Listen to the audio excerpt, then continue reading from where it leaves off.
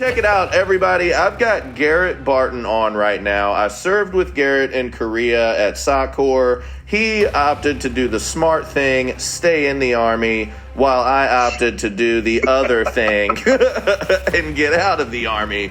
But recently, we've caught up out here and went to a strand of shows, and I just wanted to get some insight, Garrett, for just what you thought from a consumer perspective on the music scene here in the city. Wow, that would be my take. Well, first, hey Mark, this is awesome. I'm honored to be asked to be here. You and Rhett, I've seen this for so long, and I was like, whoa, they're out there killing it. You know, I would always see the photos and stuff, and I'd be jealous. Anyway, we try, dude. So yeah, the shows, San Antonio. I'd never been to Texas. I'd never been to San Antonio before. So I just bumped into you. I was standing in line at the bar at Vibes. Dude, that was crazy. Like, what the? Yeah, and also it was an Upon a Burning Body show, which I can't. To me, there's no band more iconic to San Antonio than them. Oh yeah, and even nowadays, shit, getting to be more iconic to Texas. Oh, yeah. Well, all you have to do is hear, what was it, Texas Blood Money. That's the one. That, or if they ever start with Showtime, and the first song I ever heard them play was Showtime in Phoenix, and then Welcome to the Family. I'm a fan. Yeah, dude, Upon a Burning Body is a staple around here, and they do it right, man. They only play once or twice a year in the city, and it packs out and gets epic as hell each time. But, dude, I remember I had a first sergeant at the time, Sean Gerner. He's a sergeant major now. He had hit me up weirdly. I saw him post a picture in one of the Ranger groups about being at this Dead Kennedy show at work. So I was like, one, had no idea you were out here, and two, I work there. Yeah, and so I had invited him out to that Upon show and came down to the bar looking for him. And when you were like, hey, Mark, I thought it was him trying to get my attention. So I turned around, and when I saw you, I was like, holy shit, this is about to be an epic night. Because, dude, I was supposed to work that night. And usually what that means on bigger shows like that is just hand off house drive lines, make sure no one's peeking out on the amps, you know what I mean? And that sort of thing. But we had two guys in that hadn't been here for a while that actually built out the system in there. So Rob had called once I got there, and he was like, hey, you can, take the night off, have fun. And I was like, dude, you could not have picked a better night. Yeah. Dude, you want to talk about the stars aligning? And it got that story, like, I knew Sean from somewhere else in the world, too. That's why when I saw him, I go, are you so-and-so? That was also crazy. It wasn't Korea, was it? No, it was not. Okay. We were deployed together. And I was like, he goes, were you here at this time at this place? He goes, yeah, why? And I go, you're this, right? He goes, what? So it's a small world, It's so small, dude. So I remember vaguely, because we've kept in contact through Facebook and stuff. I was like, oh yeah, Mark is here. Oh, but the audio engineer thing, we were talking about it while we were there, and I think it's cool just because that's how sausage is made. It's so easy to go, oh, this band sucks, or this show, or this whatever. But I think as a spectator and a consumer, I mean, whether it's shows, stand-up comedy, professional wrestling, huge fan of that, all three of those. Yep. That everyone takes those in and just goes, oh, this sucks, completely neglecting how much stuff goes into just creating the show for the lights to go on and sounds to come out of the speakers, It is absolutely insane. Yeah, because you're right. From a consumer level, and you know what? And I'm not even, I don't even expect Rhett to give me a hard time about this. Rhett is very self-aware of how consumery he is when it comes to this, and I think how much of a Karen he can be. Yeah, well, a professional Karen. Yes, that is perfect. And he is totally cool with it, and that's because we always talk about, in most cases, don't meet your heroes, and in a lot of cases, it's true. It'll completely ruin it for you, and I think that's why he's cool with it, and I love it. because I get to bounce things off of him from a consumer standpoint. But you're right, Garrett, when it comes to the amount of prep that goes into these shows and what exactly is happening where the possible points of failure are at, which are all over the place at a show, the band being on the stage and killing it is a very big piece of the evening for the consumer, very small piece of the production. Absolutely. So, I mean, it was, that was what was so cool was, one, it was just a complete, just planets aligning thing bumping into you, but then to find out, one, that there were so many shows that we were able to go to, that I wanted to go and be there see it through your eyes and kind of watch from that perspective. So whether it was Vibes, Fitzgerald's, Rockbox, Aztec Theater, and the secrets we learned about that place. Oh yeah. Then I think that was over. That was the extent. Those are the extent. And recently, even for me, like the whole Vibes complex, which is the underground where you hollered at me in the bar, that's actually the small garage. Yes. That is its own thing. Escuela Grind just came through a couple of weeks ago, maybe even a week ago, and sold that bottom part out, and it was epic in there.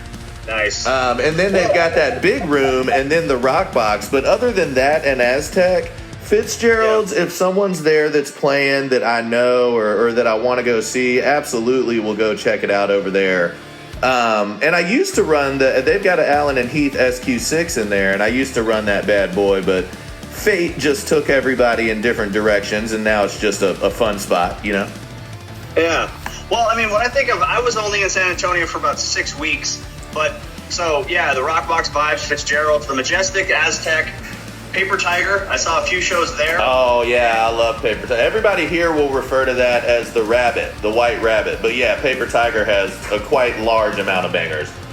Well, that makes sense because all the bands that I grew up and I liked, whenever they toured through Texas, if they went through Austin and San Antonio, if they went to Austin, they were playing emos. Yep. If they went to San Antonio, the White Rabbit makes sense because I do remember seeing that. Like the Paper Tiger, I didn't know, but it was just, I'm always down to find out, like, who's playing, what's going on in town, Oh, yeah. Like, so the last one, like a few days before I left, the Voodoo Glow Skulls were there. And you texted me about that. Yep. Dude, it was unreal. And them and just San Antonio is unreal as a city just because I didn't know, even through the holidays being there, I didn't expect much to happen. I could understand, like, I love, this is where you're going to lose some fans for me saying this, but through having been in for so long, you bump into a lot of Texans. And Texans, if they're one thing, they are proud. And nothing I love doing more than putting a needle in the balloon of someone who's about something. Sure, yeah. But while I was there, like everything, just being there for New Year's and how nuts that state goes for fireworks. Like I think man, did you see the video the news released the next day of you just are looking at the city and it's under this blanket of fireworks. It was great, and I just thought, you know what? Maybe they might be right about this. And I was like, okay, you win.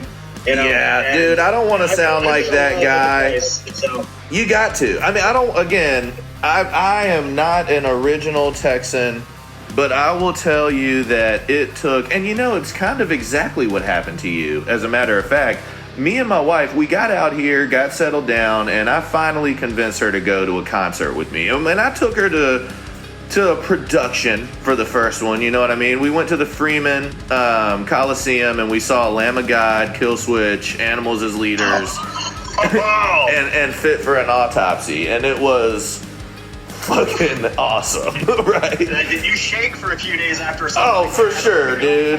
And I was nervous because Killswitch had just gotten Jesse back as their vocalist instead of Howard, but he killed it. I mean, it was a great show. So then, right after that, that lit the hair. You know what I mean? Right after that, I came back home and I was like, okay, let's see if there's any, because I was used to like basement shows, you know what I mean, in Virginia and just growing up in that scene. So I start looking, And the next thing I see is Left to Suffer and Upon a Burning Body in the same room we were in at Vibes. So I was like, all right, Gabby, let's go check out this one. So we went there, and I'm pretty sure Gabby watched the moment happen where I was just looking around the room and I was like, okay. We're moving here. We had already moved here, thankfully for her at that point. But yes, I was finding just exactly what my goals were, where I wanted to fit in, you know what I mean, that sort of thing. And luckily enough for me, after trudging through the scene last year, I feel like I found it. I mean, it's been an epic journey for sure, but that Upon a Burning Body show that we ended up relinking at was just such an epic night in so many ways for me, and I am stoked that I got to spend. And then Sean brought this other guy with him named Cusick that I hadn't seen in fucking forever, dude. That guy, I remember graduating RASP, and Cusick was the private with the beret on that had already graduated but had the power to like tell you what the fuck to do. You know what I mean? God rights, huh? Yeah. So when I saw him, it was just epic, man, because I knew that when those breakdowns were hitting for Upon, I knew that Sean and Cusick were both like just having holy shit moments. You know what I mean? Yeah. Well, that whole night was like San Antonio coming home to itself, because Darkness Divided was before them. Yes. When they hit the stage, there was just this, it was a room. It's like I said, I love putting a needle in the balloon, but when you see the homecoming, and it's a triumphant return, a hero's welcome. Yes. It's like, oh, dude, it was like, I'm not from there, but right now I am. This no, dude, that is what you're describing is the power of music. Yep. I mean, dude, because you're right. Dude, that band hadn't played a show, I want to say it was maybe 10 years. And they put them on that bill, and it was, I mean, that was right. They didn't miss a step. I'd never seen them before, but they were so tight, and they just had that crowd in the palm of their hand. Very the crowd good. Was more than willing. They were like, let's go. And it was my type of jams, too. Their era was that straight in the heart of metalcore, where it's still real heavy, but also melodic. You know what I mean? Yes. Yeah. Oh yeah, their guitar player, he was just ripping, and that's the thing where it's like it can just be drunk, but then when like there are the virtuosity of solos are just like, oh wow, that was tasty. It's like when it's time, you got to be ready though for that melodicness. Exactly. Yeah. I mean, it can be masturbatory, but when done right or sparingly or tastefully, it's like well done. Masturbatory. I'm gonna start using that. That word is superlative. You're welcome. Thank you. Gesundheit. Yeah. Oh man. No, you're right, man. There's another band on that bill too that's already started kind of being on most of the bigger shows in the city, and I think, I don't want to call anything or jinx anything, but Grieved opened that show. I ran them at Chancla Academy Rock Festival last year, then ran them. I want to say they were on this bill that I ran in the Deco Ballroom one time, and Grieved ended up being on there. But they opened that Upon a Burning Body show, and it's just cool, man. It's cool to see the progression. It's cool to see so many different faces over the past year in so many different places. And then I go into work one night, and here they are yet again opening up for Upon and Darkness Divided. You know what I mean? It's just, it's crazy. And you can say you knew them when, Oh yeah, no doubt. Goddamn, Garrett. There's a lot of those. I mean, what happened with that? We went and saw Zach Sabbath there at the Aztec. Yeah. And the opening band there, what happened? Their stuff got stolen in Dallas the night before? Yes, man. And I'm telling you, now we're delving into my little nerdy guilty pleasure. You know what I mean? Like, I absolutely love that I have grown my network of colleagues now, really, to the point where I kind of get those little pieces of tidbit information about tours. Like, I was real stoked, really just stoked to be able to get anywhere near Phil, the front of house guy for Zach Sabbath, and just kind of watch how he operated. And we both know how that turned out, but whatever. Dude, the fact, that was kind of geeking out, getting to kind of see behind the curtain, or like that. the Wizard of Oz kind of deal. You know? Oh yeah, you're dude. watching the show from the sound booth, and I mean the Aztec's not huge, but it's not small either. Yeah. Dude, as you're right, Aztec is not huge, but it's definitely not small, man. The last show that, before I started working there, that I went to was with Rhett, and it was Trivium, Between the Buried and Me, Whitechapel, and Chemist. Yeah. So it's definitely... It's there, yeah. Oh, man, yeah, absolutely crazy. That tiered thing that they have going on just seems like, hey, jump from here. Oh, yeah. You don't even got to jump. You just step up on that thing and fall back with nothing but trust in your heart, baby. You know, and the love of the universe. Yeah, but no, you're right about the Zach Sabbath show. Chris had hit me up and said, that he didn't know if there was going to be an opener. And you know what? We'll finish with this. This is a great tie-in to just speaking volumes about the level of industry that music is on here in the city. Because the band that was supposed to open had every single guitar stolen from them in Dallas the night before, and they found them, but in order to complete the investigation and do all that, they did have to cancel their San Antonio date. So what happens, right? What happens is there's so much music in the city that it's impossible to even know about it all. But I remember the acoustic guy that opened. Chris was like, we're still going to have an opening act. It's this guy from the Warrior Room. I mean, hell, dude. We didn't even know what that was. I work in the place, right, and I was not familiar with the Warrior Room. So Chris, he filled me in on all of that, and literally easy peasy. Like, oh, hey, we need somebody to come play the big stage downstairs. Who's going to say no to that? Yeah. You know what I mean? It's just so awesome. The whole deal, yeah. Yeah, I wasn't sure if the aged metalheads in the room were going to be particularly vicious to this dude. You're right. On stage with an acoustic guitar, like this almost like Richie Sambora kind of looking dude. Like, oh God, what are we doing? You know? You're right. He looked a little too pretty. Yeah, you're like, okay, but and it was all covers too. So it was kind of like, but he did it. He did the damn thing, and it worked. Clutch, Yeah, it worked and it was clutch. The fact that it was clutch is probably what made it work so well. Yeah.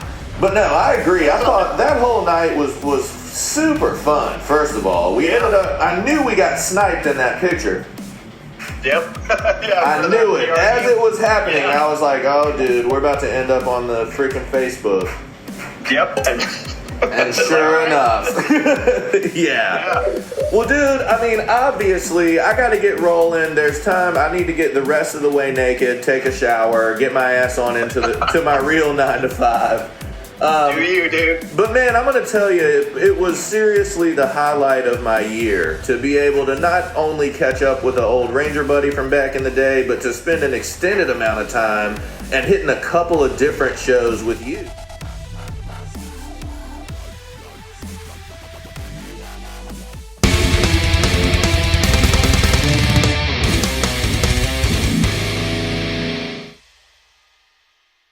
We are recording. Recordiondoing.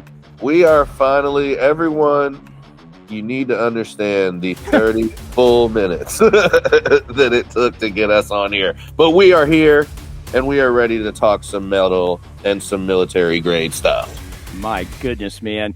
That was fun. It's been a long day already, and it's it's still early in the morning. I ran way earlier for you. It's 8:23 for me. What time are you rocking? 6:23. We're 2 hours behind. Yeah. You sound like pickled dog shit, bro. Oh, I feel like pickled dog shit. That's why, one of the reasons why we're still not rocking video. Don't worry, though. We will be back up on the video soon. But yeah, I don't know if it's this cedar fever or a mix of that and the flu, but Texas is kicking my ass right now. Yeah, you're in season 2 of Cedar Fever, man. Same thing happened when I was there. The first season, I was fine. Meh. But, woo. The second one got you good? Second one got me really good. And then every season after that. Yeah. Oh, so it continues every year once it gets you. Yeah, good luck. Good luck. Yeah, that's too bad because I'm sure you look like dog shit. So. Oh, I definitely do. Oh, yeah. And smell like it too, probably. Yeah. Hey, you know what? Because, I don't get to see you right now. Dude, you got to shave your beard. Oh, no way. Yeah. Where? Why? Where did that come from? Well, so a buddy of mine, Ronnie Gill, he actually is there at Fort Cavazos, right, in Texas, up there in Killeen. Yep. And so Ronnie Gill has this beautiful beard, and I've only known that man with a beard. I've known when you had to be clean shaven. Both ways. Yeah. So, but Ronnie, I'd never ever seen. Well, he made these knives out of like Humvee coil springs. Nice. I don't know. So beautiful blade, looks cool and everything. Then he said, but he said a handle is made of his brother-in-law's BDUs. And I'm like zooming in on this handle of a knife.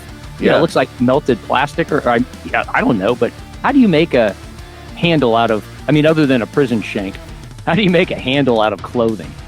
Yeah, the only way, so first of all, very cool, and I now totally understand why you want me to shave my beard. Thank you. Well, the reason I say that is because he literally, like the metal working dork that he is, he's sitting there, the flame comes up and catches his beard on fire. Oh no, and totally deformed it, so he had to shave it? Yeah, so it looked like this kind of off Fu Manchu kind of crooked like an alien. Yeah, it just because that's what happens when you shave your beard. You look exactly like an alien. With who knows how many chins.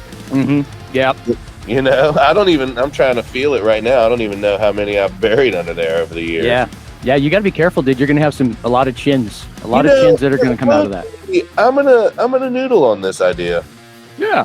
I'm gonna noodle on this idea.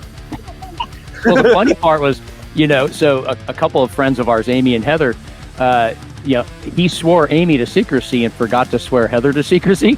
So whenever we talked yesterday, she's like, "Oh wait, hey, you got to hear about Ronnie," and then Amy's like, I was sworn to secrecy," and Heather's like, "I wasn't." So she starts texting me the pictures.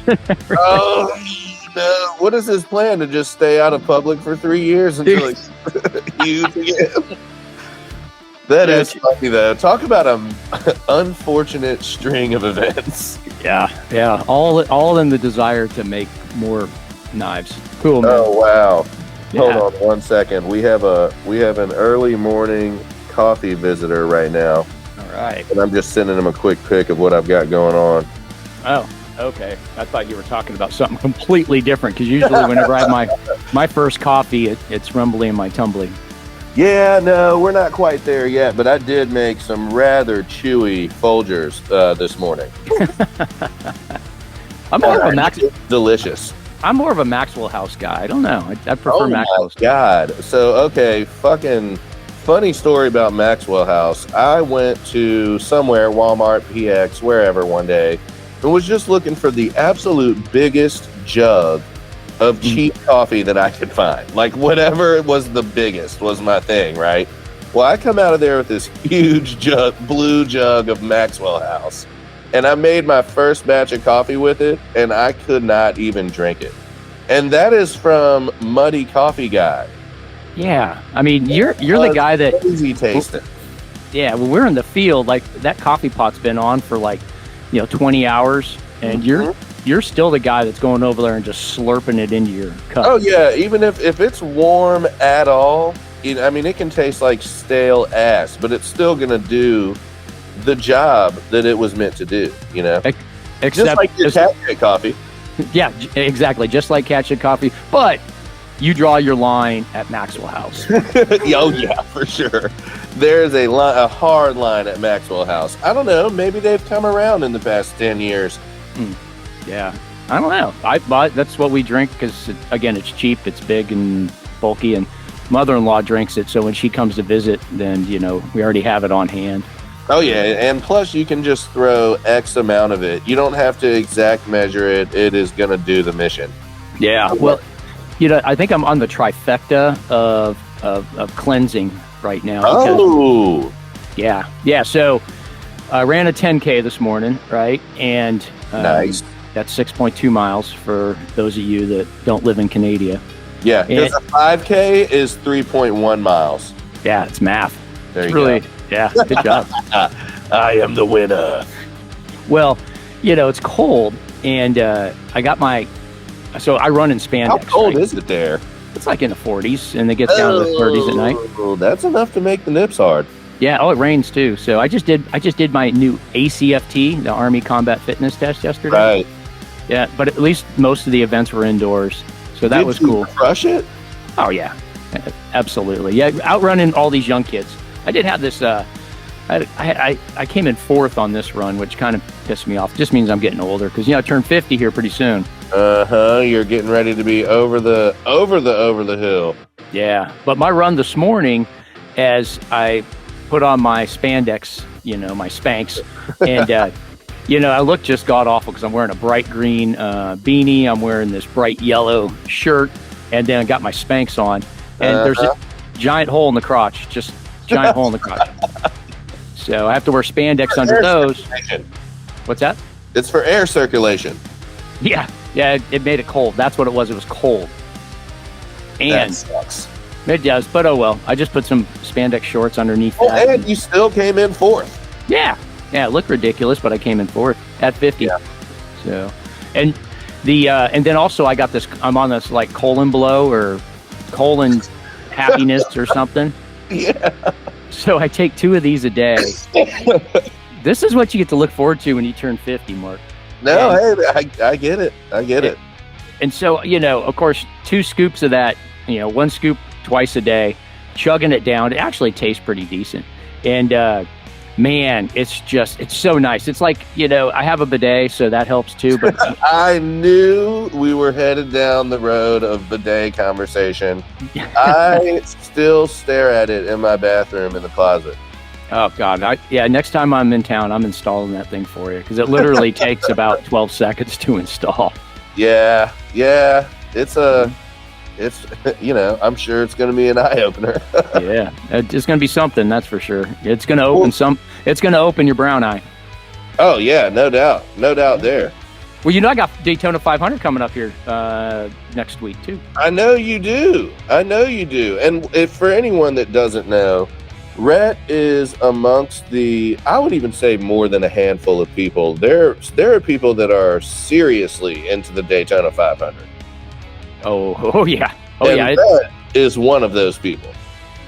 And really, this really started out a guy that Tony. His name's Tony. I'm going to see him there. We just started this a couple of years back, but this is kind of our thing. My buddy Mike Click and I we now buy a camping spot inside the track, turn 3. No RVs allowed. I mean, it is. Nice. So it's Tent City. Tent City. Everybody's building their scaffolding. That's that goes up totally unsafe to 30, 40 feet in the air. Yeah. So they could see the whole track going around, but no RVs allowed in turn 3. They're in the camping section. So it's just rough and rowdy rednecks and hillbillies and just all types. Well, all my military buddies, that's where we transcend. So from my buddies that deploy with me out of 4th Infantry Division back in 2012, that's where we invite everybody to just show up. So show up, yeah, reconnoiter with everyone, and really get down. The racetrack, I gotta say, as I think through it, sounds like the best place ever to do that. So it's nonstop. So it's a week. You basically can be there a whole week, like Monday to Monday. Yeah, I think they start races, like the ARCA races start on Thursday. Friday is the truck races. Truck are my favorite. I love the truck races. Nice. And then Saturday, of course, they have the Xfinity race, and then the big races on Sunday afternoon into the evening. And then Monday, they're like, get out. You got to go. And but you have free reign of everywhere. And every day we leave, we go to the store, stock up on, more beer and food. Is there music too? Oh, constantly. So someone's always jamming something. There's bonfires everywhere, fire pits. There's all the drivers come through in their golf carts, and like if you have we have this generator that that sponsors one of the drivers, and the drivers come and give you a bunch of swag and sign autographs, and just promote. They do what they're promoting is, but the racing starts on Thursday, so they'll be rumbling all day, all into the night, right? Doing the the qualifying and the practices, and then then of course the actual racing. And then I don't know if it's going to be the Blue Angels or the Air Force Thunderbirds that are going to be doing flyovers, but they practice the flyovers. So nothing more cool than stand there with your cup of coffee, probably with a little bourbon in it, watching a bunch of airplanes, jets flying over you in formation, doing all kinds of trickery. Oh yeah, we had. I agree. We had this Terp. One of our deployments that would seriously lose his mind. Every time we would do a show of force or any type of flyover, he would be like, oh my God. He loved it. He would ask us every day to do them.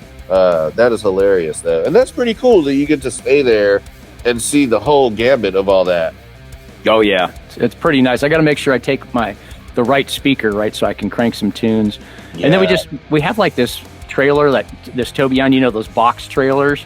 Yeah, We just throw all our crap in there, and it sits in my buddy's house down in Florida, and then we swing by, pick him up, pick the trailer up, and has all of our camping gear in it, and all, just all the when you get there. That's right, yeah, and then if we forget something, no problem. The store's right down the street, and so you're cranking metal. All another area, they're playing a bunch of rap and hip hop. Another area's got a bunch of country music, and then I'm sure it is a melting pot of fun. Oh God, it's so much fun. But hey, let's since we're talking about music, back to music finally. On in, let's get on back to it. Yeah, let's talk about some local and national shows, eh? Oh yes, we have here. I actually have the whole roster, at least for certain spots, right here in front of me. So the first one we've got coming up is actually tomorrow, and I didn't know that it was that soon, but I guess it makes sense after looking at my schedule. But it's the Battle for Wacken at the Rock Box, and I want to pull up the flyer because it's got a lot of local heavy hitters on it. Semper Astrobus is on there. I want to say that, oh boy, oh man, I didn't have it up before I was ready to start talking sports. Well, I just want to take this moment while you're bringing it up. This is the first time in military-grade metal history that Slam brought up Wacken before I did. Oh, it is. Yeah. And probably the only time. Probably the only time. And yes, it's still not opening up, huh? Yeah, it's you gotta do your prep better, man. So the big show that we have coming up here, and I'm just doing my March shows because I think last episode we talked about our February shows. But here in Seattle, at the Suquamish Clearwater Casino. That is a hell of a venue name. Yeah, Skid Row and Buck Cherry. Oh wow! Yeah. I saw Buck Cherry at this place called Cattle Annie's. Well, now it's Phase 2. One night, like on leave back in Virginia, but Skid Row would be fucking awesome. Yeah, well, I got that picture I'm staring at right now here in my study that has me stage diving, and this is back when Sebastian Bach was the lead singer. But yeah, what great memories! And I think Rachel Bolan and Scotty Hill are the two remaining members from the original band. Yeah, so I think Dave the Steak Sabo, I think he's moved on, so new drummer, and then I can't remember the name of the lead singer that's with them now because they've gone through a couple, but their new stuff's pretty good, man. Interesting. Yeah. You've already got tickets? No, because I will not be in the country at that time. Nice. I got it, bro. I got the metal battle. So all right, let's hear it. At the Rock Box tomorrow, we have got Semper Astrobus, Texas Devil. Ran them at the Deco Ballroom one night. I'm kind of stoked to see them again. Throat Locust. Get a whiff of that. Throat Locust. Great name. Saving Jackie, West Creek, Morning Sun, and more. I'm trying. Cryptic Mutation. I wanted to see what that cool band name actually said. But yeah, quite the lineup. And I want to say it's part of a potentially national. Like, I know this is a bracketed system. Whoever wins the Rock Box one will go on to another show of regional winners. And I think there is a legit ending to this thing where someone gets a spot at Wacken. Okay, yeah. We were going to do a live stream with Saving Jackie. Remember that? I do remember that, yep. And I ended up running them at the VFW Post 96 down by the river. Nice. This past Veterans Day. So that'll be cool to get to see and catch up with them again, too. Oh, yeah. Yeah, I like them a lot. That's pretty kick-ass. I got Ministry, Gary Newman, and Frontline Assembly coming in March. Dude, that is crazy. Ministry would be awesome to go see. Yeah, and they're at the Showbox, but then like a week later is Voivod, Prong, Mosh Generator, and Witch Ripper. Oh, wow. Is a great name. I think the one that has me intrigued is Witch Ripper. I wonder what that show will sound like. Yeah, I don't know, because, Voivod and Prong, I'm putting back kind of closer to... I'm really getting an industrial vibe out of this month. March is... Well, that's crazy, because the big show here this month is Machine Head and Fear Factory at the Aztec. There you go. Yeah, so that was another really big one. That's on February 18th. On the 17th, I've got another pretty big one. You know what I'm finding out? We're getting, like, every member of Dance Gavin Dance, except for them all together as a band. Yeah. So I've got Closure in Moscow and Gold Necklace on February 17th, and I think it's already sold really well. It's going to be a banger show. It's in the Rock Box, so if it did sell well, it's going to be packed.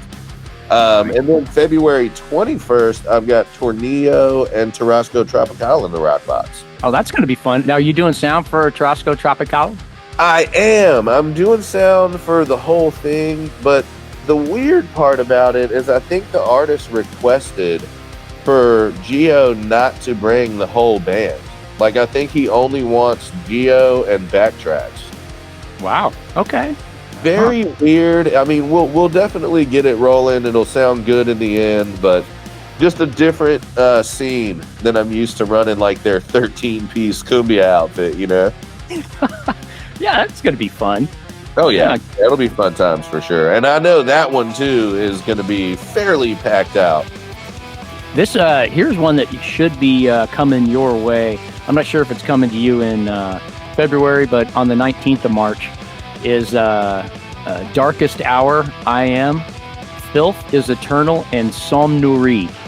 So, Darkest Hour.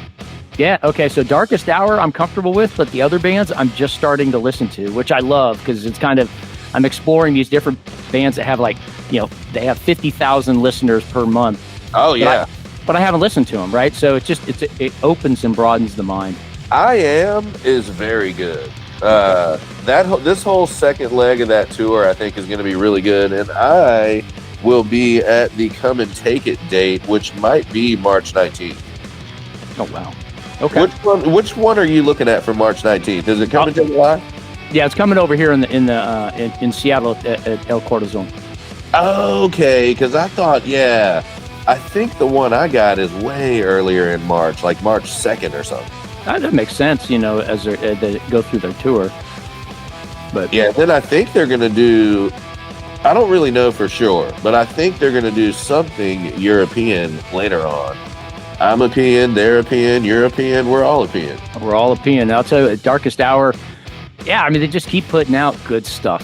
Man, Perpetual Terminal is crazy good.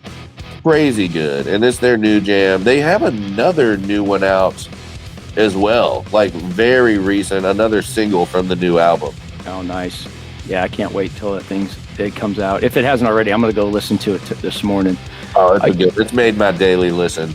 Nice. Sure. Yeah, I got Glory Hammer and Twilight Force. So symphonic power metal. Okay, and that's at the substation. Nice, okay. And substation in Seattle. There, I'm going to go to this one because this is Friday, the 22nd of March, and Glory Hammer has this video. If you haven't seen it, you got to check it out. Called Hoots Force, Hoots Force. Okay. And they literally have like whales and submarines flying through space. Nice. The lead singer carries around the giant galactic, Thor-like hammer. So what you're telling me is they have a vision. They have a vision. I don't know if it's, if it's drug induced, but they have a vision. Hey, as long as there's a vision. Yeah. So what else you got?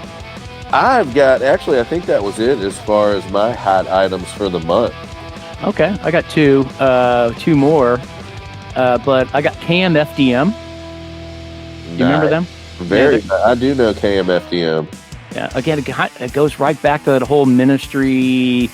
I still put them all in that category. And then, of course, this is awesome. 31 March, Easter Sunday, Armored Saint and Queensryche. Oh, dude, Armored Saint is going to be crazy cool. I remember watching them on I think it was the 20th anniversary Metal Blade DVD. Way back in the day, man. Armored Saint, Cannibal Corpse, Cattle Decap, all those guys. Yeah, so John Bush still lead singing that. He used to be he came back in, or he came in to take over Anthrax lead singer roles. But he'll be touring, and I just add Rain and Fire from Armored Saint from their 93 album. Yeah. Again, not known for our accuracy here. We just kind of wing it. But I was literally just now thinking how much of this is Google accurate. maybe 40%. Yeah, baby. So I'm excited. I love Queensryche. I also like Queensryche. I think that'll be fun. Yeah. Okay, so our industrial kind of month. You did February. I did March. Yeah. Next month, you'll do March. I'll do February or April. I do want to round this off with one that I thought was just real interesting. I don't know what the date is on it. I want to say it's March. It may be May though. Let me look it up real quick. It's Chaos and Carnage. But the lineup is just odd. Okay. Just weird. Yeah, Saturday. Okay, it is May. So, well, just because all the bands have been touring so much, and to me, I don't know, to me the lineup is just slightly underwhelming. But this year, it's Cattle Decapitation, which is cool. They just came through, you know what I mean? Yeah. Carnifex, which I love. Yeah. Rivers of Nile, which I also love. But there are 4 other bands that I really like. Humanity's Last Breath. I don't know that I've heard a lot out of them. And then 3 on the bottom that I would have to try really, really hard to read. Yeah, very cryptic, literally. So, yeah, but this is coming after the last couple of years where it was literally Black Dahlia Murder and Carnifex and just a banger lineup of death metal bands. You know what I mean? Yeah. My wife sports a bright pink Carnifex hoodie. Oh, nice. And, I mean, it's all in that Carnifex cryptic writing, she has to translate it for people sometimes, but she rocks that. She rocks that metal, that pink metal hoodie. I'm proud of her. Yeah. Dude, I'm proud of her, too. That's awesome. Yeah, last year was freaking Dying Fetus, Suicide Silence, Born of Osiris, and Aborted. Completely different lineup. Completely different. Yeah. I see the Florida death metal coming back. I mean, Frozen Soul is man, are they good. They just keep getting better and better. They are firing away at touring, too. They are just go, go, go. Yeah. Yeah. So let's move on to our next segment called next topic. Life Lessons by Slam and Rhett. Ooh, what are we talking about today as far as life lessons goes? Proper surf etiquette. Oh, okay. Yeah. I know a couple of to-dos and not to-dos from experience. Yeah, don't just grab someone and jump on their back. That's probably a not to do. That is a improper surf etiquette. Yep, yeah. Then don't try to surf whenever the crowd just isn't into it. Yeah. Because wasn't it... I would say a general rule of thumb, never force a surf. I totally agree, because I tried it. I think I did it at the Warning. Remember, I remember you telling me, yeah. Like, I wanted to crowd surf so bad. And then, of course, like a guy beside you, and you were like, let me just get some other opinions, and everyone was like, yeah, dude, don't do it. Yeah, please do not. Okay. If you fuck up my man bun, I swear to God. You know he had a man bun. Your odds are good. I am gonna be pissed. Yeah. So okay, don't ever force a surf. You want to know? Speaking of surfing, one of the best, just most primed shows for surfage was that 2023, like this past December, Upon a Burning Body show. Oh, like man. they were so primed to throw you up there that by the time I was ready with my little video to do my like POV surf, you know, they were in between songs, and I ended up getting thrown up there before they even started the next song. They were just like, yep, come on. Like, timing is key, man. Timing is critical on those, because you got to get them at the right place at the right time. Because if you're going to kind of go around in circles and get swirled around, go up and then come back, you know, like that one joint I went to see Beast in Black, where they're like, we throw you out if you crowd surf. Just crazy to me. Yeah, but then again, you don't want to be crowd surfing whenever the band's like, you know, we are really loving to rocking you, San Diego. No, you want some you want some actual music playing while you're being surfed, because then otherwise it's like, you know, people are going to lose interest and then just drop you on your head. Oh yeah. I think that it was just so energetic at that show. Way more packed than the year before. I'm kind of interested to see like what they really do this coming year to top it. It seems like it's just going to get bigger and bigger every year. Yeah, I mean, like they brought Darkness Divided back for this last one. It was crazy epic. Wow. Yeah. Another rule: don't surf with glasses and shit in your pockets. Oh yeah. You gotta cut that out. You gotta have someone else hold it up. Yeah. Hand it to a buddy. Also, finish your beer, for God's sakes. For God's sakes, finish your beer. We're already getting wet enough down there in the pit area. You know what I mean? Finish that beer. Save a beer. Save a life. Yeah. Well, you know what? I think that's a pretty good life lesson. I think we just taught there that everyone should behold and embrace.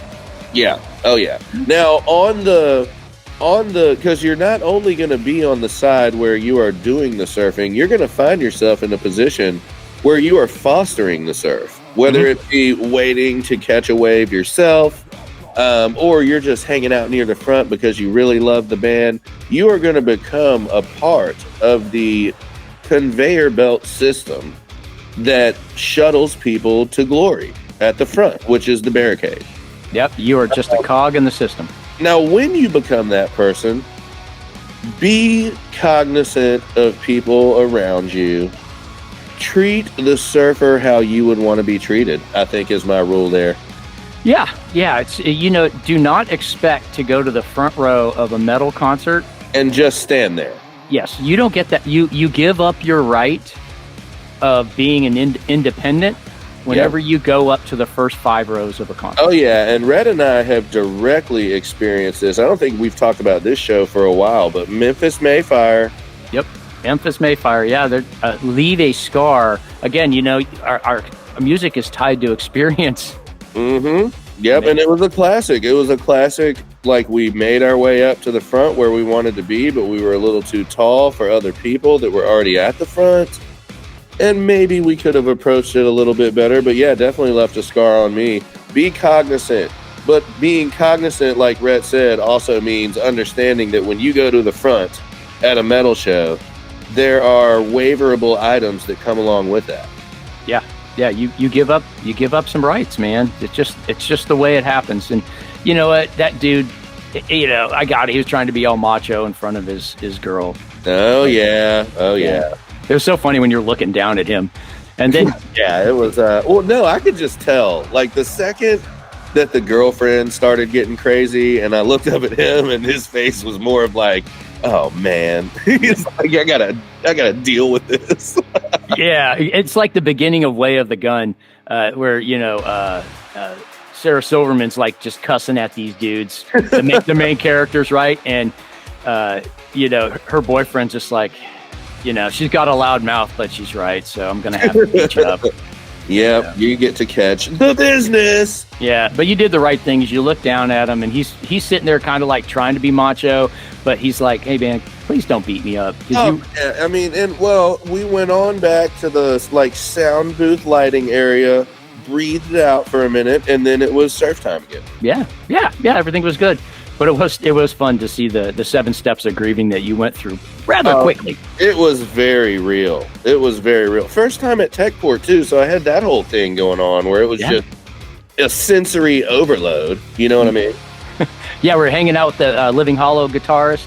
Yeah, and he was there with the drummer from his other project, Hopeful. Yeah, that's right. Yeah, I got the Living Hollow sticker on the side of my Army water bottle. Nice. They're actually coming around. Victor, that booked Soothsayer in the studio with us last year, he has started booking some shows out here, and they got Immortal Execution and Living Hollow coming to Fitz's here soon. Oh, that's good. That's my favorite local lineup, man. Those 3 bands are, just I listen to Soothsayer every day. Oh yeah. Immortal Execution. I listen to all 3 of those bands every single day, and Immortal Execution also on my water bottle. Yeah. Take around to work, and it's that's a great lineup. To another pack of swag from them because Jay is always working on some Immortal Execution swag packs. Yeah. And I need to just collect, like, they've got some cool vest pins and stuff now. Oh yeah, I could use that for my my metal jacket. Yep. Yeah, Yep. Awesome. Hey, so we have a segment called Show Life. Are we ready for that? I think we are. I think as far as the crowd surf etiquette goes, you definitely want to surf with a purpose. Don't just force the surf. You don't want to ever force it. Make sure it feels right. Treat other surfers how you would want to be surfed. You know what I mean? And then, like you said, accept that responsibility of being a part of the team that are front row concert goers. Yeah, great summary. Yep. But yes, moving on into a what now? We can go with Show Life, or we can do WWSD. What would Slam do? Let's go Show Life first. Okay. What's your band? So you get one band. You want to tell us about kind of just Show Life, backstage. I think last episode you talked about Exodus. Yeah. Okay. And so you got a band in mind? I do have a band. I have a couple of bands in mind, but they're going to hit on a little bit of a different level than the almighty gods that are Exodus. You know what I mean? Amen and attack. Yeah, so lately I have started this full-time AV position out in San Marcos, so I've requested to do more of the local shows over at Underground and Rockbox until I get my head wrapped around the new schedule and stuff like that. And it's because you can show up later for sound check and I can kind of double dip. You know what I mean? Yep. So while that has been interesting and definitely a lot different than working the bangers and handing off drive lines, I've gotten to work with a lot of really cool local guys, and it's almost been a blast from the past in some cases. Like, I've had the Daisy Killers roll through. You know what I mean? Got to shoot the shit with Aaron again for the first time since we were all about to die of heat stroke at Chingon Fest. You know what I mean?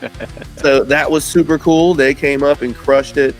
A couple of bands like the Pebbles, where it's a great band. Yeah, they're super young. They're just getting introduced to the scene, and they're coming out once, twice every month or two and just giving it their all. But something real interesting last week, Rhett, speaking of show life and just running live shows at some of the city's more awesome venues, in my opinion. But I had a guy that was there for the Pebbles, and he was like, "Hey, I'm trying to be a sound engineer. Do you mind if I run the Pebbles?" And I was like, "I tell you what." I asked him a couple questions about gain staging, and I could tell that he didn't quite know about that yet. So I told him that I was going to stage everybody, get them checked in, and then he could take my place and push the faders. So I let him do that, and I think it was just a moment for me where I got to kind of pass it on. I could tell that he was super interested in it and having a great time. And then after that, the headliner bands for the night came on and crushed it too. Just a really good night. I've been having a lot of fun running the more local things over there and just seeing a completely different side of the local scene than we had pretty much all last year. That's good. I think that's refreshing, and also it's just kind of neat to see you how quickly you're still a student, right? But you're also becoming the sensei. Oh yeah, for sure. Going super cool. Yeah, I mean, you have some of the biggest mentors right now that are just teaching you all the right things, and I couldn't be prouder. It's awesome that you have the people that are teaching you, and then of course you hand it off, and just imagine how good you're going to be in a few years from now. Oh yeah, no doubt. Once the experience points come into play, I couldn't agree more, Red. I'm real happy with the way that all that's going, and I cannot wait to see where it leads either. Yeah. All right. So your show life, the band is the Pebbles. The Pebbles is the band, and having their engineer come out and hang out and just have fun with me really was just a super good time. Now, I will say that the other part of show life, if you will, that this kind of pulls the curtain back on, in order for show life to be a successful thing that you do, you got to kind of accept that not every day is going to be a 2,000 man sold out banger in the big room. You know what I mean? Most days will be. Most days, a lot of days will be. So many days that at the end of the year, you're going to be like me and Red and not even know which one to talk about. But there is a lot of time where the do you really love it really comes into question, because I don't think that anybody that stays in an audio engineer position at a venue for more than a year, I think it kind of speaks volumes to where their heart is at in terms of just loving their job. Because not one venue is going to have sold out bangers every night. There has to be that local connection or that different genre of show. I mean, hell, they've got Harry Styles DJ nights at Rockbox that I go and run. Taylor Swift DJ nights at Rockbox. You just never know what you're going to get in there. You know what I mean? And it's really cool.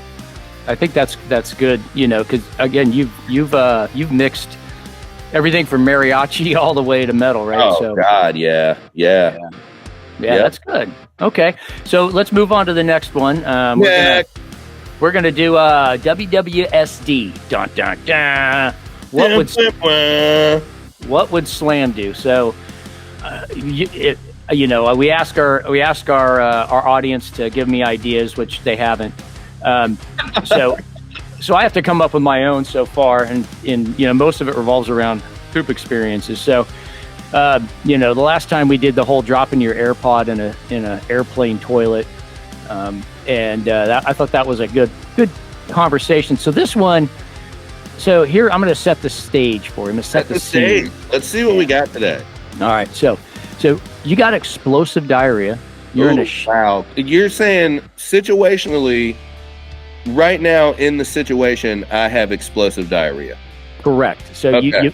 you made a poor decision in whatever you ate for lunch, and now you're going to continue to make poor decisions for dinner. Rhett, one second. Hey, Dad, what's up? I'm filming a podcast right now, and we're talking about explosive diarrhea. Can I help you? Yeah, I got diarrhea. Awesome. I don't understand what's going on in Baltimore. I'll hit you up. We got maybe 15 minutes left, and I'll give you a shout. It's a small little tour run that I'm running sound for. Oh, all right. All right, I'll call you right back. All right, love you. Love you too. Yes, I still tell my dad I love him. Good. You should every single day. I wish I did it more. Dare judge me. I wish I would do it more. I would have done it more. So yes, you should. And you should. And you got to keep that in this podcast. Don't edit it. That is when I saw Dad sell Tomlin, which is how I have my dad labeled on my iPhone. I was like, oh, explosive diarrhea, Dad phoning. Yeah. Absolutely. So now back to it. We have explosive diarrhea. Well, I'm still impressed that your dad's middle name is Sel. But anyway. Yep. So, okay, you got explosive diarrhea. His first name is Dad. It's amazing. Crazy.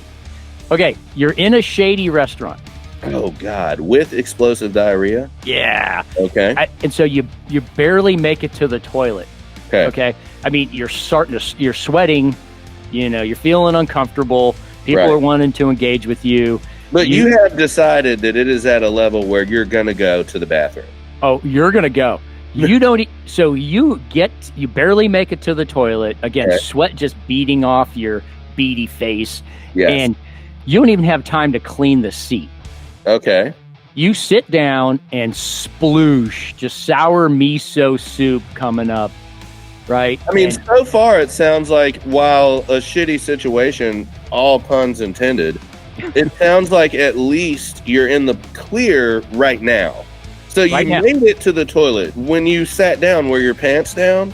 yeah, so your pants down, you made it in time, you got the belt undone, you had that release, You just Sit down. fire hosed it into the toilet bowl. fires until now you're looking up through watery eyes and realize there is no toilet paper, no paper, I think No, nothing. I think I remember you bringing this up, and I don't mean to shock anybody with what I know my answer is going to be, but please continue. and then oh hey, let me text my buddy to bring me some napkins or something. Nope, you left your phone at the table in your completely delirious mind of just having to get to the drop zone in time. So I get exactly what's happening. I've got but one question. Mhm. What is my outfit? So you have a pair of jean shorts, Okay, Okay. some jorts. yeah, and you're wearing That's some. actually the only part I needed to know.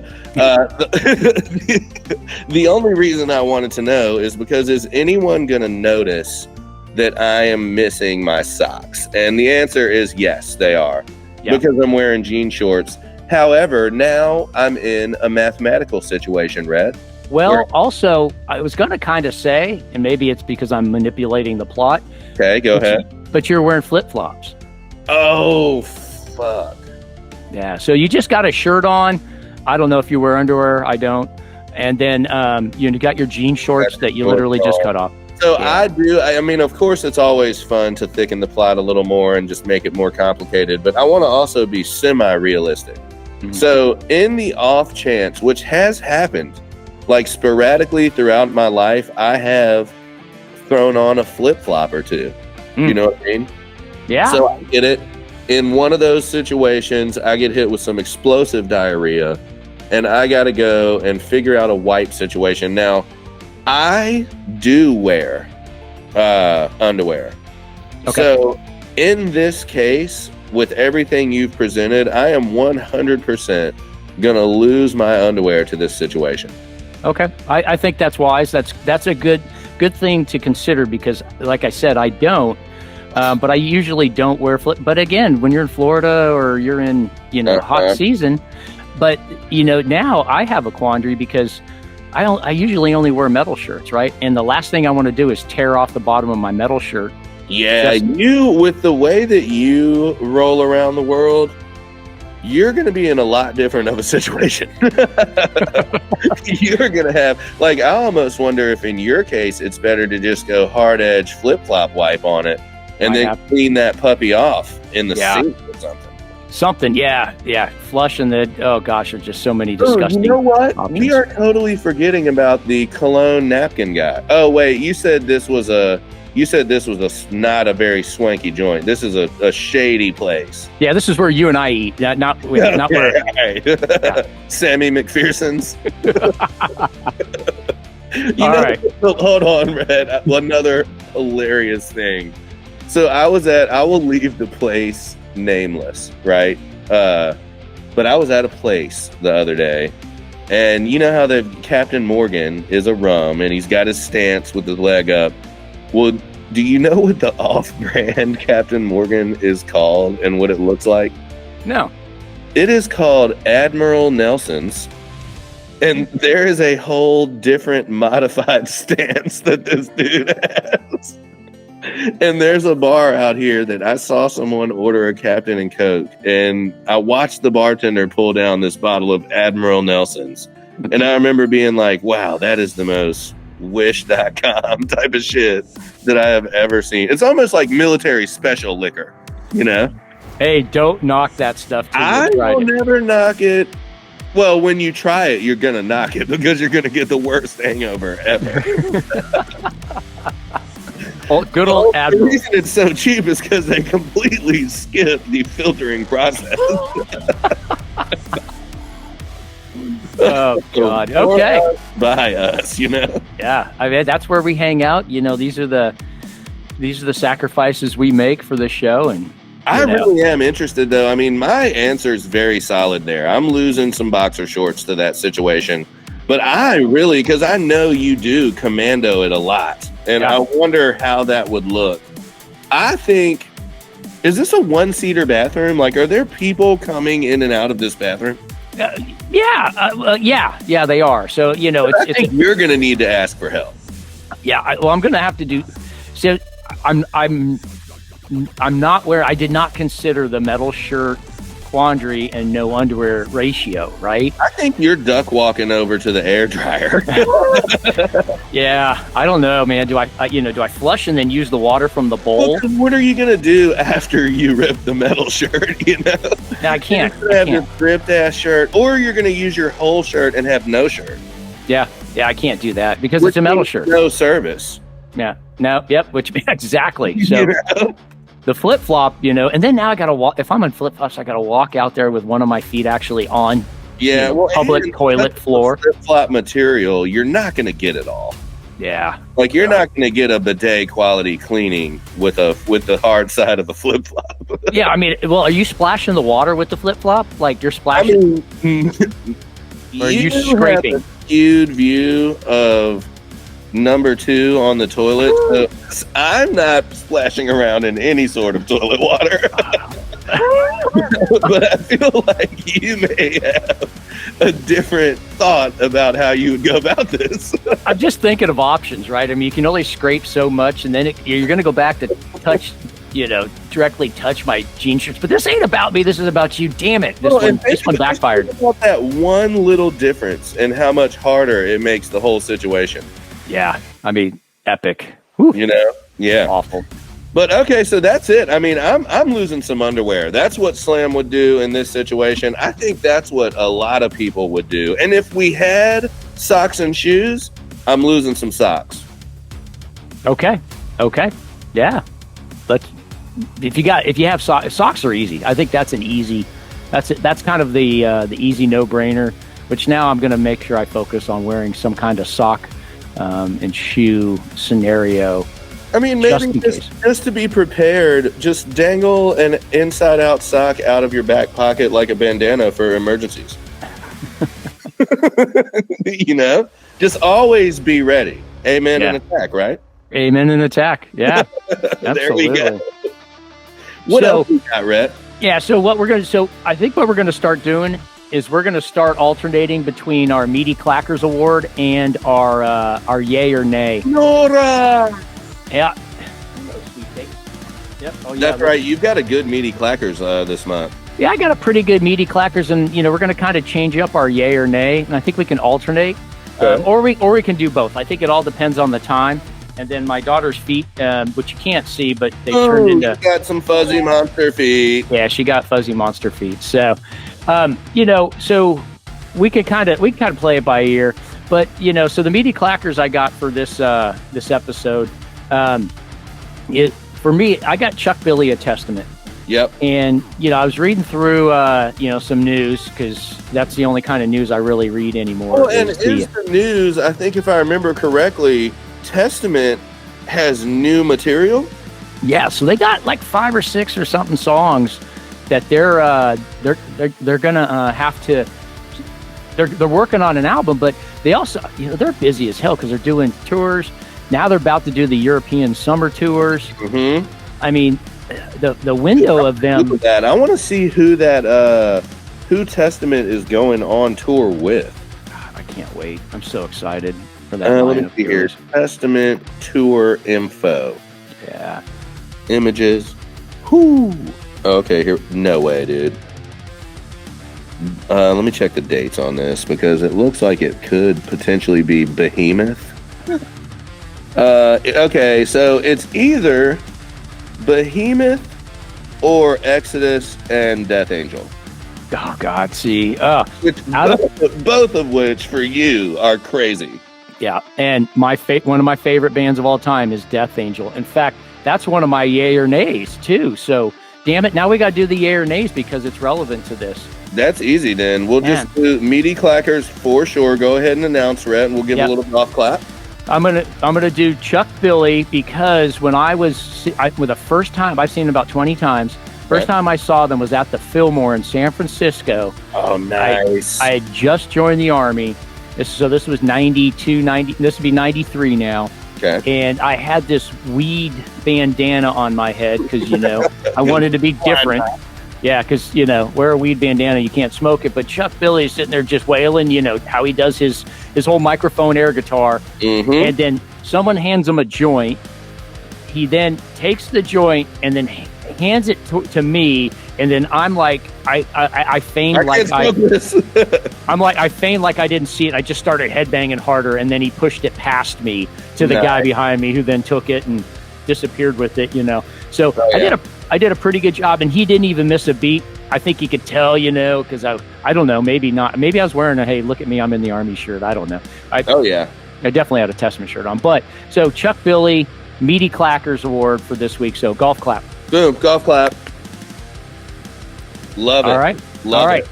So that goes into our yay or nay, and I got a yay. I got a yay, and I got a nay. And then you're saying that this is Death Angel related? Yeah. Okay.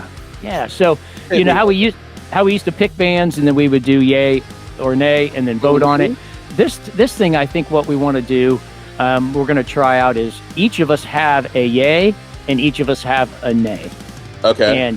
And so I want to just, because we're trying this out for the first time, I'll do this, and then we can, if you got something, then let's throw it out there, and then I'll close it up with the additions to our shred sequence, our Spotify playlist, and then give it to you to close out the episode. So so my yay is Kerry King from Slayer. Nama slaying? Man, so he they just came out with a new song. God damn it, Rhett. That new joke is never gonna land. No one is ever gonna give a damn about Nama slaying, and I am so mad about it.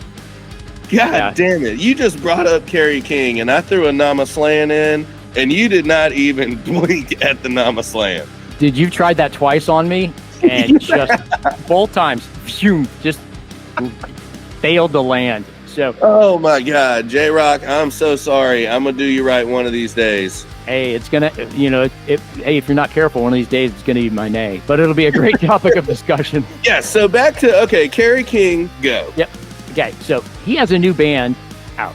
This has actually come up a few times recently. Very interested to hear what you got to say here. Yeah. So the name of his new band is Kerry King. Uh-huh. That's it, right? Yep.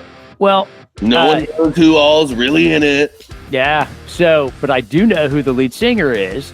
And so they just put a new single out called Idle Hands. So I was cranking that last night for about 5 or 6 or 8 times. That's what Sean Gurner sent me. I thought he was sending me a reference to that old cheesy horror movie with the hand. No, man. Oh, that would be Idle Hands. Well, that's not the name of the movie, but the anyway, the guy cuts his hand off with the chainsaw. No, that's Evil Dead. I'm talking about Idle Hands. We'll pull it up. But so Kerry King's project, Kerry King. Dude, he's 59 years old. He is still jamming hard, bro. Well, Mark Osegueda, the lead singer for Death Angel, again, one of my favorite voices in the world. He's the Kerry King lead singer? Yeah. Nice. Yeah, it's so awesome. So I can't wait. They got a bunch of songs coming out.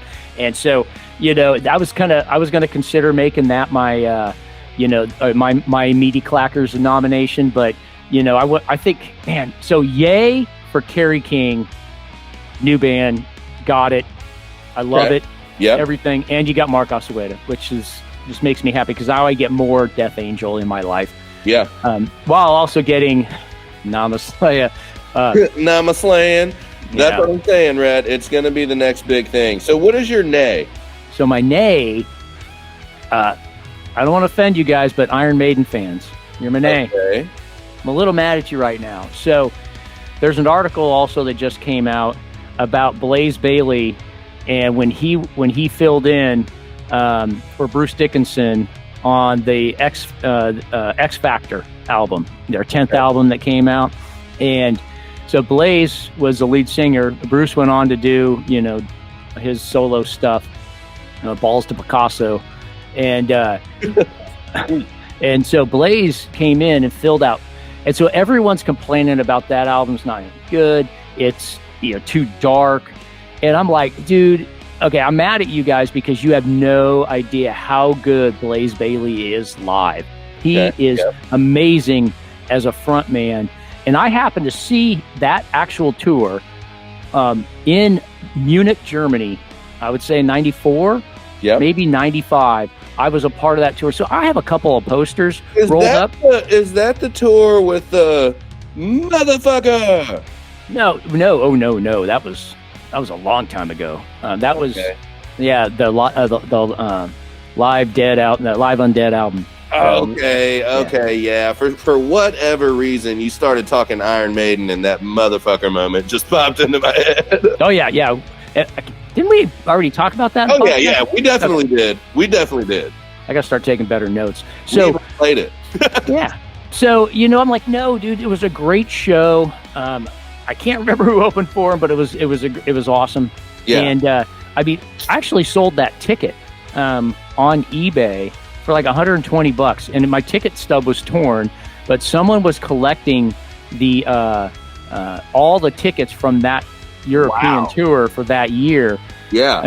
Talk about random. So you know what? So Iron Maiden fans, you guys can't be so critical of all the stuff Iron Maiden has done and gone through.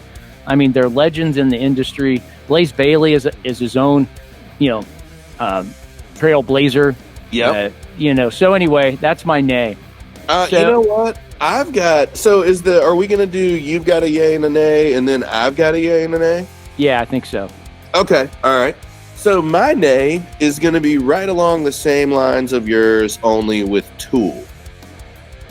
Okay. Interesting. So first of all, Tool is on tour right now. I think everybody that's into music knows that. They just came through Austin, and my boss in San Marcos went, and he sent me some pictures of everything, right? And I hated every one of them. Like, I was looking at it like, oh my God, there's no floor room. It was literally seats everywhere. There was no standing floor. They only played 2 songs that Michael said that most of the set was like real deep back in the old day shit that they played. So I started thinking about it though. I was getting really mad about it. Like, wow, Tool, how can you come out and not play the Prison Sexes? You know what I mean? And the Lateralis. Just how do you not play the best shit? But then I said, how Tool of them. I was like, you know what? Here I am mad about it, but it's all the same shit that like everybody talks about at every Tool concert. Maynard gets mad and like wrestles a dude on stage. It was just such a Tool type of thing, and I think that's because Tool is one of those bands where they're just so vast and weird that people will go to it just to see like what the next weird thing might be. Like, I don't know. I just would imagine sitting down in a seat on the floor at a Tool concert would already be a little weird. Yeah. And, I get, their status is like, they're like Grateful Dead status, right? Or they're on that trajectory. And I think so too. Like the biggest cult following ever. Mm-hmm. Yeah. They're not like, Fish or Grateful Dead or... No, I actually think you're pretty close to nailing it with that. I think that Fish and Grateful Dead, while in completely different genres, are exactly the type of thing that Tool's got going on. Yeah, it's amazing. And that was your... Did I say Insane Clown Posse? Oh, gosh, yeah, ICP. I would love to stumble on one of their concerts just to watch the crowd. I think if me and you were ever on a business trip to somewhere and by chance Insane Clown Posse was playing in the city, I don't think we're allowed not to go. I agree. We would be doing this podcast a disservice. I agree. We're already doing this podcast a disservice just by talking. So Yeah, we sit on here for hours and just mindlessly babble. Okay, so back to that was my nay. Okay. It's kind of the same vein as your Iron Maiden, like the fans not liking certain things that they did. Same thing with Tool. Tool is just one of those weird bands where the fans are the same amount of weird. You know what I mean? They match the weirdness and can get very opinionated on like certain things that Tool does, while not realizing that, you know, that's so Tool. bunch of tools. Bunch of tools, you know. Now my yay, oh man, I figured the yay would be way easy, but I think I'm on this real kick lately, Rhett, that last year was just a crazy awesome ride. I think that my yay, we done Electric Callboy, yay or nay? Oh no, not at all. No, you know what? Yes, we have. We did Hurricane. No, we never released that episode. Oh my God. Okay, my yay then is gonna definitely be Electric Callboy / Eskimo Callboy. The genre bending and the open-mindedness of their music and what you've shown me of their live shows is just unmatched to me. I love and it. The production quality. I mean, way good. Oh yeah. All German. What a great German band.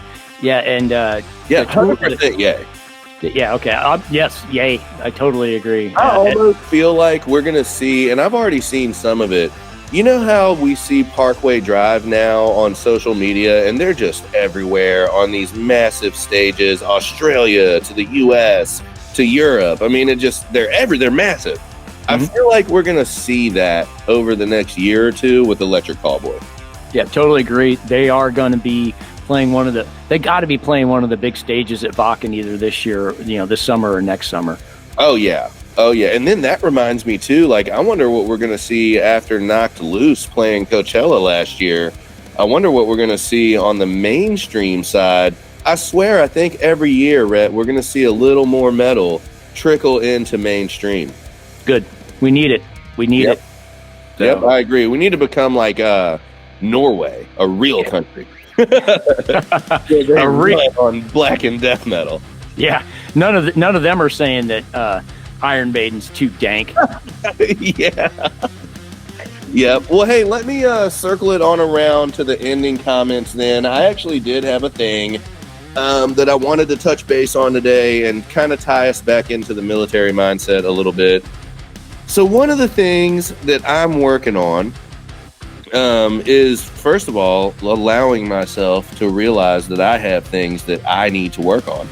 You know what I mean? Mm-hmm. So after you get past that hump, which everyone coming out of the military into the civilian sector, believe me, it is a hump, and you are going to be faced with it inevitably at some point after you get out. My recommendation is to just accept it like a swift smack to the face. And just try to get with the program as soon as you can on it. But my advice and the thing that I want to talk about today are VSOs and veteran service officers, right? I think that the VA, rightfully so, has a lot of stigma surrounding it. Because of that, you're kind of biased when you get out and you go in there, and all it takes is one bad experience at a VA. And the next thing you know, you're going to a civilian doctor and telling all your buddies how much you hate the VA. And then you're just wasting years of your life that you could have spent fixing the things that are broken, and put yourself in a lot better position. So lately, I've reached out to a veteran service officer, and we're starting to look through my health benefits from the VA, things that I've kind of neglected over the past couple of years just to get what I was perceiving to be the major chunks of my life in order.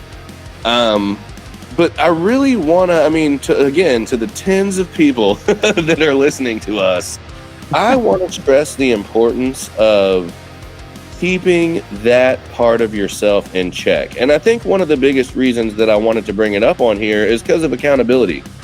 When you get out, you don't have that staff sergeant or that first sergeant or that Commander Gates or Colonel Burrows holding you accountable anymore. It's you. And you are the one that chooses whether or not to go to your appointments. And whether or not you choose to respond to the emails that the VA sends or keep up with your My Healthy Vet information. You know what I mean? Mm-hmm. Already, and I'm at the beginning, I'm not calling myself a saint by any means. I'm still really struggling with it all, but I have kicked off the process. And even just in the beginning part of kicking off the process, I'm running into so many things that I thought just were not going to apply to me that turns out they do directly apply to me and are going to really help me with a lot of things in my life. So just go take care of yourself. To all of those guys that are like me and admittedly so have gotten out of the military and were hard-headed into, you know, the VA is only what people say it is because they're not taking care of their own shit. And then you get in the VA to find out that it really is a bitch, and you've got to kind of spearhead everything that you want to do. Don't get discouraged. And if you have gotten discouraged, listen to some of your buddies that are trying to help coach you through the different avenues that can get things done quicker for you. I'm not saying go out and pay for a yearly DAV membership. We all know that that has its place and can get you cool, theme park tickets and stuff like that. But if you do need somebody, people are going to have bad experiences. Some people will swear up and down that the Wounded Warrior Project is this corrupt organization that you should never use. But I've also met people who have benefited greatly from the Wounded Warrior Project. And same with the DAV. I've got people that I know that will swear off the DAV left and right. But then I've got people that have used the service officer from there and pay the membership. And it does really well for them. So my military tie-in knowledge after all that babble, take care of yourself. Try to get to a point where you can at least explore what is out there for you. And then you can kind of scratch the itch of still being in control of what's going on. Pick and choose what you want to follow and what you want to spearhead being in charge of to get yourself in a better position.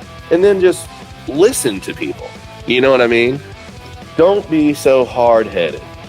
Yeah, I appreciate that, man. You know, I'm proud of you. I'm glad you're taking advantage. You know, you took advantage of the benefits to go to college and get your bachelor's degree while you're working full time. You know, a great benefit, but you know, the rest of that self-care thing it can be more important, man. I'm proud of you. Well, thanks, Red. And I think you also just hit on another really good thing is I know a lot of people who have used the same benefits that I used, and without going too crazy deep into it, don't sell yourself short either, because you're right. One of the things that I totally just kind of glanced over and looked at it as not really a big thing is that I got a bachelor's degree online while working a full-time job that more often than not had overtime attached to it. And things got real stressful, and it was hard for me to imagine why, because when you come out of the Army, you're just go, go, go all the time anyway. So you want to keep being go, go, go. You know what I mean? Yep. But just don't sell yourself short. Be proud of the things that you've accomplished. I definitely am.